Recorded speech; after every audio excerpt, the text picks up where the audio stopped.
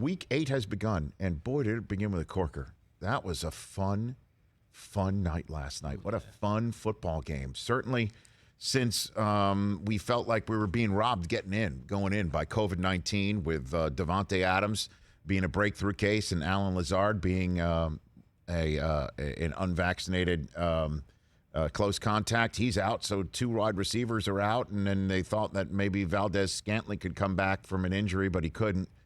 So the Packers are shorthanded, to say the least, and the Arizona Cardinals lose J.J. Watt with an injury that he played through, and then we find out it was damn near his entire left side of his body, coming off.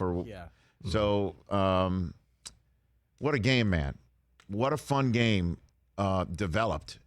A wild affair that was weird throughout, not just because you're watching, the Packers come in shorthanded, but DeAndre Hopkins with one of the more remarkable plays you'll see from a wide receiver this year.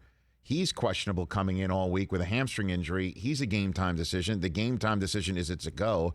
And then he's running down the field, and Kyler Murray, who was harassed all night by the Packers defense, throws one up for grabs, and Hopkins,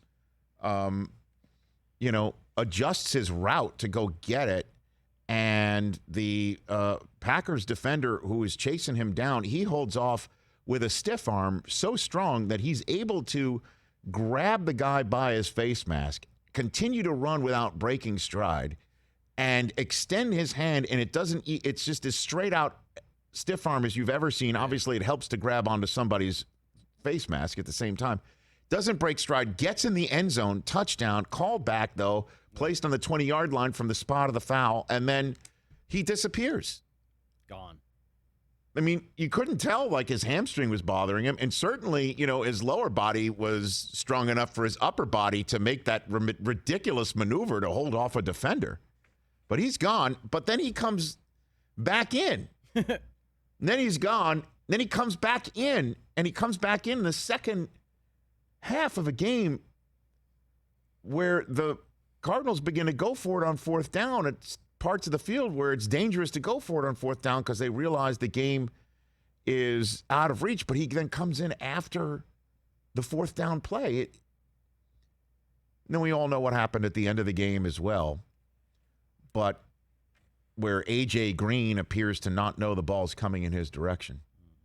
And Mike Florio, Pro Football Talk, who kicks off this day right here on NBC Sports on Peacock, says that his report is that there was a hand signal at the line by Kyler Murray that A.J. Green didn't pick up or didn't comprehend or didn't see or what have you, or the miscommunication was there because the ball whistles right past his head and right into the arms of Rasul Douglas, who makes a terrific play to end this game when it looked like the Cardinals, after struggling for much of the day and being without J.J. Watt on defense and getting punked on the ground and not having DeAndre Hopkins except these odd instances of him running out on the field, it looked like they were going to win this game.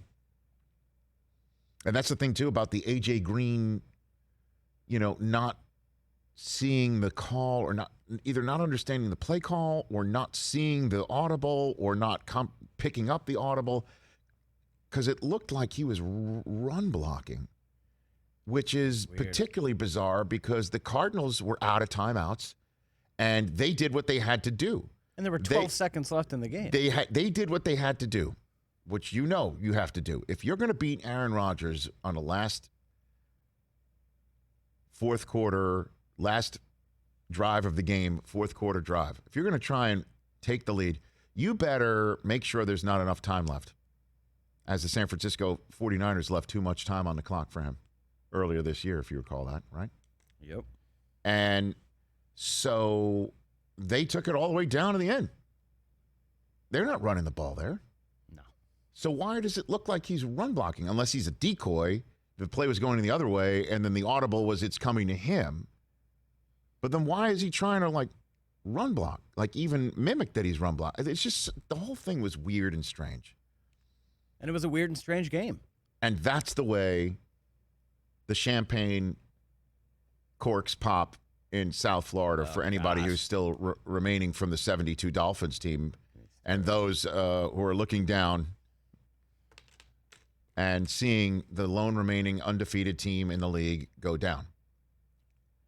And it's 24-21, and Green Bay is now 7-1, and Arizona is now 7-1.